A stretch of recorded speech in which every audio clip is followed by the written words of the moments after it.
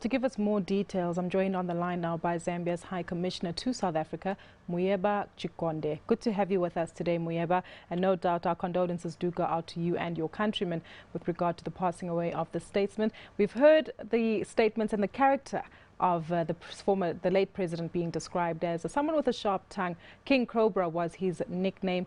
I'm not too sure if you've had the opportunity to meet him, but the key characteristics that will stand out for you most following his death. Well, I've been with the late from very way back, because apart from being my president, he's a family member. So for me, what strikes me most is exactly what you've described. I mean, he's a man who didn't like nonsense.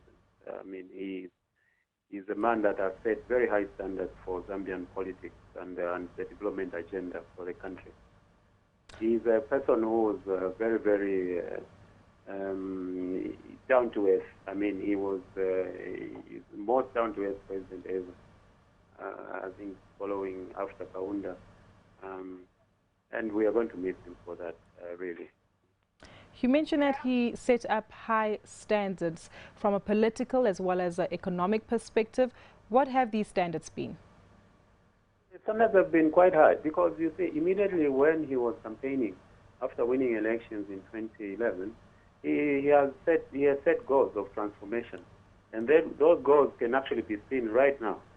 He set first of all what he called the Link Zambia 8,000, which to the late president was very cardinal, because that created a linkage between Zambia, which was seen to be landlocked, with other neighboring countries.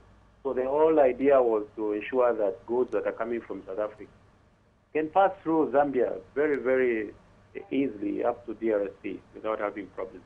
That also is the same that can be said to goods that are coming from the southern part. We're talking of Botswana and other countries.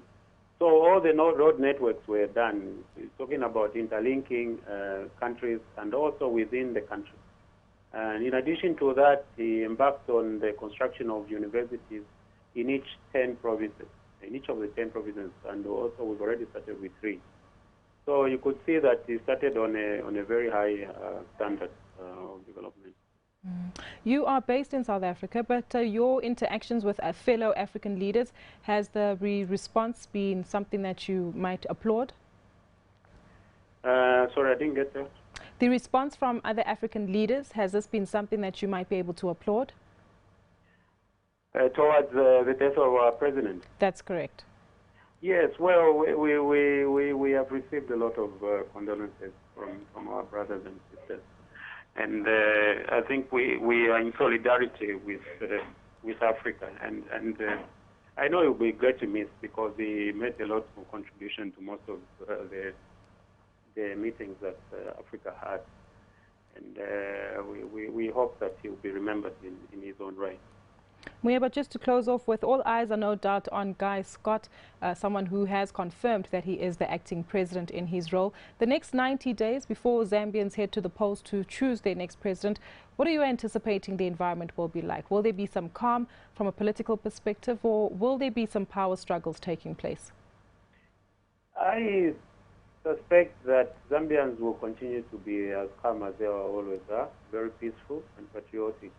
I mean, it's not the first presidential by-election that we've held.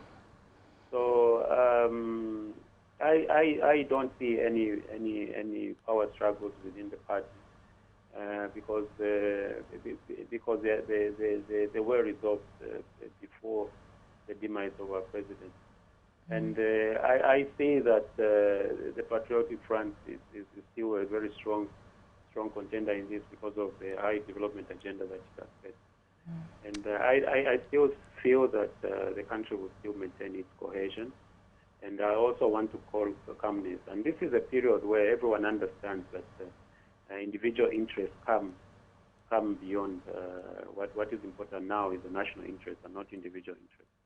National interest indeed. Thank you so much to Muyeba. That was the Zambia's High Commissioner to South Africa, Muyeba Chikonde.